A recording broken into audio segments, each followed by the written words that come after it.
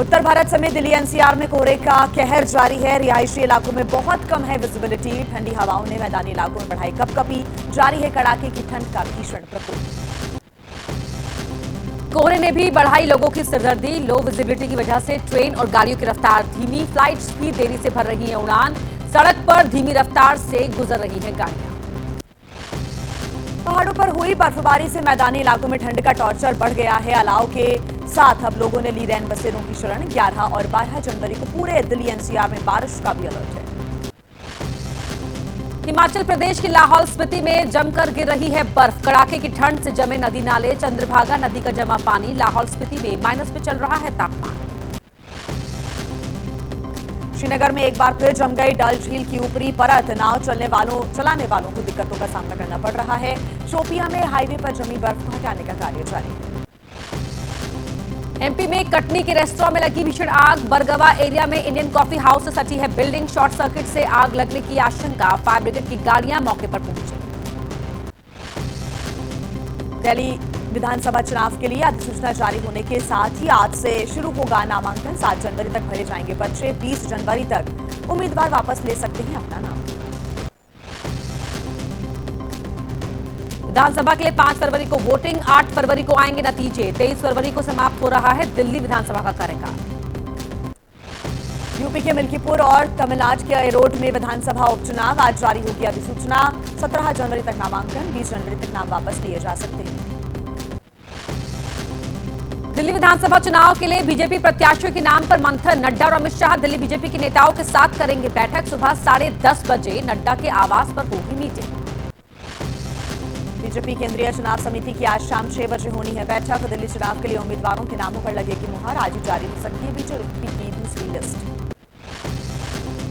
Delhi BJP के चुनाव प्रबंधन की बैठक। सूत्रों के मुताबिक नड्डा की नेताओं को नसीहत। कहा टिकट न मिलने पर किसी के बहकावे में निर्दलीय चुनाव लड़ने की गलती न करें।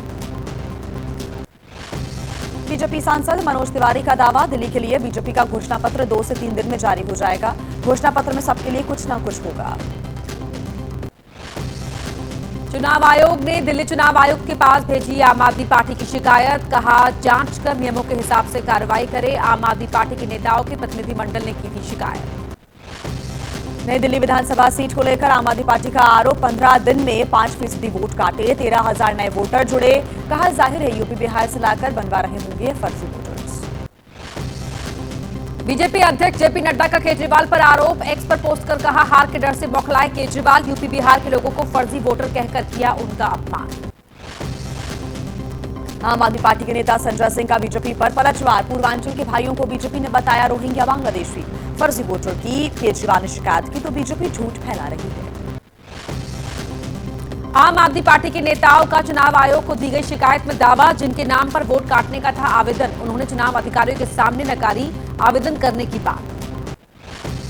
दिल्ली बीजेपी अध्यक्ष वीरेंद्र सचदेवा ने कहा पता नहीं क्यों पूर्वांचल के लोगों से नफरत करते हैं केजरीवाल। एनसीआर के विकास में यूपी बिहार के लोगों का अहम योगदान है। यूपी के डिप्टी सीएम ब्रजेश पाठक ने केजरीवाल पर साधा निशाना। कहा अपने शब्द वापस ले। केजरीवाल पूर्वांचल के लोगों से मांगे माफी। फर्जी वोटर के मामले पर कांग्रेस प्रत्याशी संदीप दीक्षित का बयान। कानून के मुताबिक काटना या जोड़ना जाना चाहिए वोटर्स का नाम। आम आदमी पार्टी का केवल दिल्ली और पंजाब में ही जनाधार है। पूर्वांचल के लोगों का फर्जी वोट बनवाने का आरोप। बीजेपी सांसद मनोज तिवारी का पलटवार। केजरीवाल यूपी और बिहार के लोगों से करते हैं नफरत। बीजेपी का केजरीवाल पर पूर्वांचल के लोगों के अपमान करने का आरोप। आज दिल्ली में निकालेगी विरोध मार्च। मनोज तिवारी की अगुवाई में निकालेंगे पूर्वांचल सम्मान मार्च। अरविंद केजरीवाल ने चुनाव आयोग से की शिकायत। बीजेपी नेता परवेश वर्मा पर महिलाओं पर रुपए बांटने का लगाया आरोप। कहा नौकरियों का झांसा देकर मांग रहे हैं वोट। आम आदमी पार्टी के आरोपों पर बीजेपी प्रत्याशी प्रवेश वर्मा की सफाई आई सामने। 5,000 युवाओं ने मिलकर कही थी नौकरी नहीं होने की बात। जिसके बाद प्राइवेट कंपनियों से कहा इंटरव्यू लेकर देखने। कांग्रेस की दिल्ली में महिलाओं को प्रति महीने 2,500 महीना देने की योजना। प्रचार वीडियो में कांग्रेस ने साधा केजरीवाल पर निशाना। महंगाई के मुद्दे पर आम आदमी पार्टी को घेरा। बीजेपी ने पुजारी ग्रंथी सम्मान योजना पर आम आदमी पार्टी को जमकर घेरा। मुंबई में बीजेपी विधायक राम कदम ने कहा अब केजरीवाल को याद आ रही है सनातन। राम मंदिर बनते वक्त वो कहां थे। दिल्ली के मुख्यमंत्री आवास को लेकर सियासत। एआईएमआईएम ने बीजेपी और आम आदमी पार्टी को घेरा, कहा सरकार टिकट लगाकर लोगों को दिखाए दिल्ली के मुख्यमंत्री का आवास। 16वें वित्त आयोग के चेयरमैन अरविंद पनगढ़िया का बयान। पणजी में कहा लोगों को तय करना है उन्हें मुफ्त की चीजें चाहिए या फिर बेहतर सुविधाएं। इंडिया गठबंधन को लेकर जम्मू कश्मीर के मुख्यमंत्री उमर अब्दुल्ला ने कहा अगर संसदीय चुनावों के लिए ही था तो गठबंधन खत्म कर देना चाहिए, बुलाई जानी चाहिए गठबंधन की बैठक। इंडिया गठबंधन पर जारी बयानबाजी पर बोले दिल्ली कांग्रेस के नेता उदित राज, इंडिया अलायंस बिखर गया, ऐसा कहना सही नहीं, लोकतांत्रिक है इंडिया गठबंधन। शरद पवार ने की आरएसएस के कार्यप्रणाली की तारीफ। एनसीपी पदाधिकारियों की बैठक में कहा महाराष्ट्र विधानसभा चुनाव में आरएसएस की वजह से जीती बीजेपी। शरद पवार ने कहा विधानसभा चुनाव में संघ परिवार ने घर घर जाकर हिंदुत्व का प्रचार किया, दूसरी तरफ सरकार ने सरकारी खजाने से पैसा बांटकर वोट बटोरे।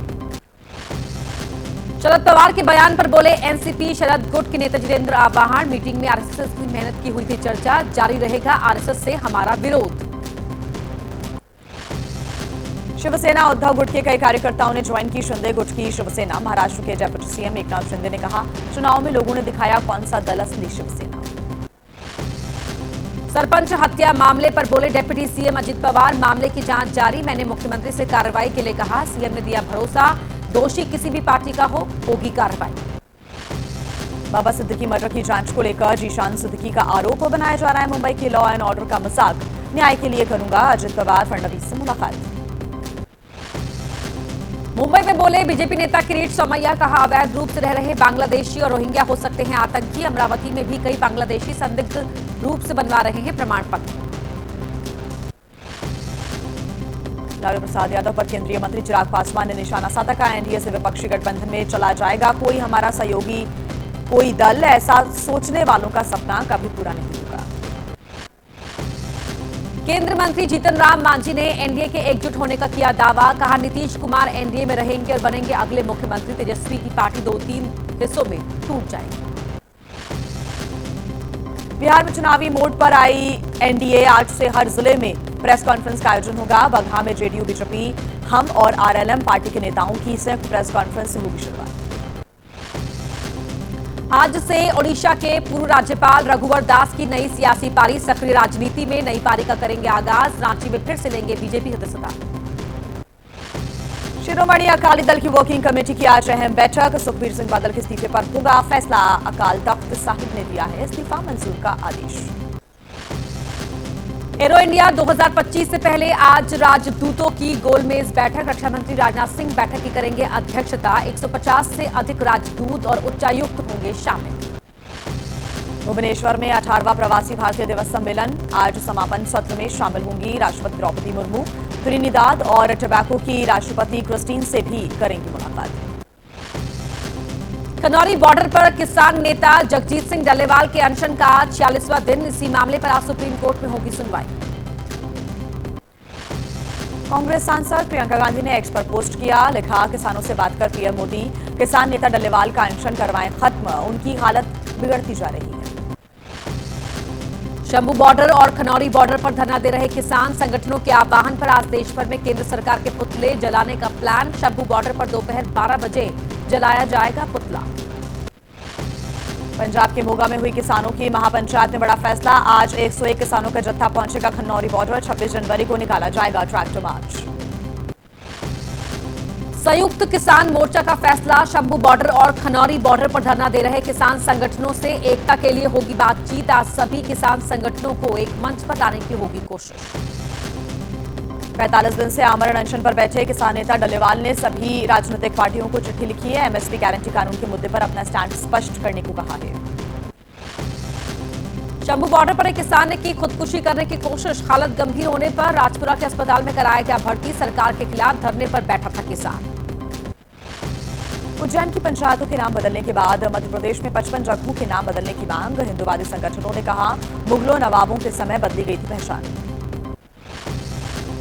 शंकराचार्य स्वामी अविमुक्तेश्वरानंद के शिविर में आज से धर्म संसद का होगा आयोजन, सनातन धर्म से संबंधित सभी विषयों पर की जाएगी चर्चा, 11 फरवरी तक चलेगा धर्म संसद। निरंजनी अखाड़े के पीठाधीश्वर स्वामी कैलाशानंद गिरी की आज निकाली जाएगी पेशवाई। गाजे बाजे के साथ महाकुंभ क्षेत्र में प्रवेश करेंगे पीठाधीश्वर। उदासीन संप्रदाय का नया पंचायती अखाड़ा आज महाकुंभ में करेगा प्रवेश। पेशवाई में साधु संतों के साथ आचार्य महामंडलेश्वर और सन्यासी भी होंगे शामिल। सीएम योगी आदित्यनाथ के प्रयागराज दौरे का आज दूसरा दिन। सेक्टर 7 में यूपी स्टेट पवेलियन प्रदर्शनी का करेंगे उद्घाटन। कला कुंभ प्रदर्शनी में भी शामिल होंगे मुख्यमंत्री। सीएम योगी ने पिछली बार हुए कुंभ के आयोजन को लेकर बिना नाम लिए अखिलेश पर साधा निशाना। बोले, कुछ लोग आस्था का नहीं करते थे सम्मान, हम लोग आस्था का करते हैं सम्मान। महाकुंभ में जगतगुरु शंकराचार्य स्वामी अविमुक्तेश्वर आनंद सरस्वती की हुई पेशवाई। नगर प्रवेश के दौरान कहा, महाकुंभ में राजनीति आ गई है जो कि गलत है।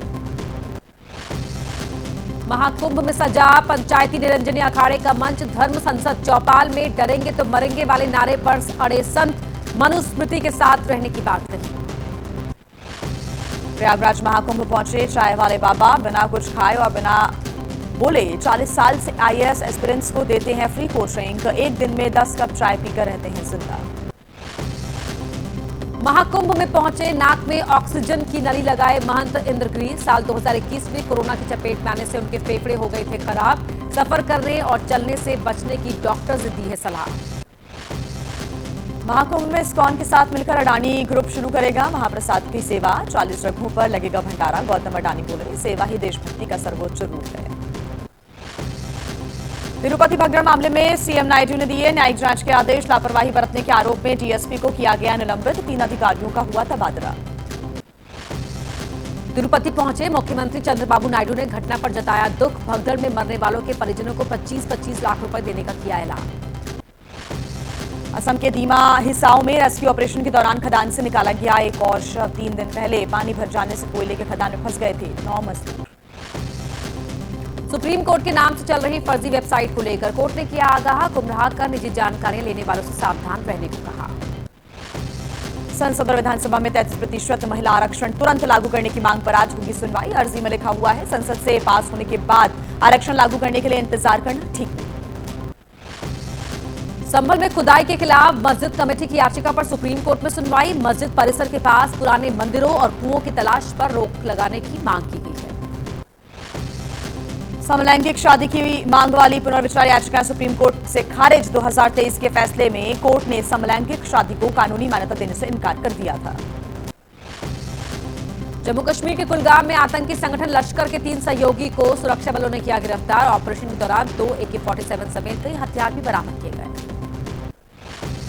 छत्तीसगढ़ के बीजापुर में नक्सलियों की साजिश हुई नाकाम। जवानों ने ऑपरेशन के दौरान बरामद किए 2 IED। बाद में दोनों को डिफ्यूज किया। खाली बोतलों में लगा रखे थे विस्फोटक। अलीगढ़ मुस्लिम विश्वविद्यालय को बम से उड़ाने की धमकी। ईमेल के जरिए मांगी गई 2 लाख रुपए की रंगदारी। रजिस्ट्रार, PRO और विभागों के अध्यक्षों को भेजा गया मेल। पंजाब के अमृतसर में एयरपोर्ट रोड पर पुलिस चौकी के पास ब्लास्ट से हड़कंप मच गया। पुलिस ने धमाके की खबर को किया खारिज। कहा, कार का फटा था रेडिएटर। समाजवादी पार्टी के विधायक रमाकांत यादव समेत 15 लोग अंतर्राज्यीय अपराधी घोषित। जहरीली शराब कांड समेत कई दूसरे मुकदमों के आरोपी रमाकांत यादव। यूपी के मेरठ में दिल दहला देने वाली वारदात हुई। एक ही परिवार के 5 लोगों का मर्डर। 4 शव घर के बेड के अंदर मिले जबकि एक शव बाहर मिला। सभी की गला रेत कर की गई है हत्या। मेरठ हत्याकांड के बाद पुलिस महकमे में हड़कंप। वारदात वाली जगह पहुंचे पुलिस के बड़े अधिकारी। क्राइम सीन कर हर बिंदुओं पर जांच जारी। हत्या में किसी करीबी के हाथ होने का शक। छत्तीसगढ़ के मुंगेली में बड़ा हादसा। सरगांव के पास बन रहे स्टील प्लांट की चिमनी गिरी। एक मजदूर की मौत, कई और लोगों के फंसे होने की आशंका। NDRF ने संभाला मोर्चा। डिजिटल अरेस्ट के मामले में कोलकाता पुलिस को मिली कामयाबी। मास्टरमाइंड को बेंगलुरु से किया गिरफ्तार। देश भर में 930 से अधिक शिकायतों से जुड़ा है ये आरोपी। गुजरात में HMP वायरस के 2 और नए मरीज मिले हैं। अहमदाबाद में 80 साल के बुजुर्ग वायरस संक्रमित हुए जबकि साबरकांठा में 8 साल के बच्चे की रिपोर्ट पॉजिटिव आई। भारतीय महिला क्रिकेट टीम और आयरलैंड महिला टीम के बीच आज से वनडे सीरीज का आगाज। आज कोर्ट में खेला जाएगा पहला मुकाबला। स्मृति मंधाना को मिली है भारतीय टीम की कप्तान।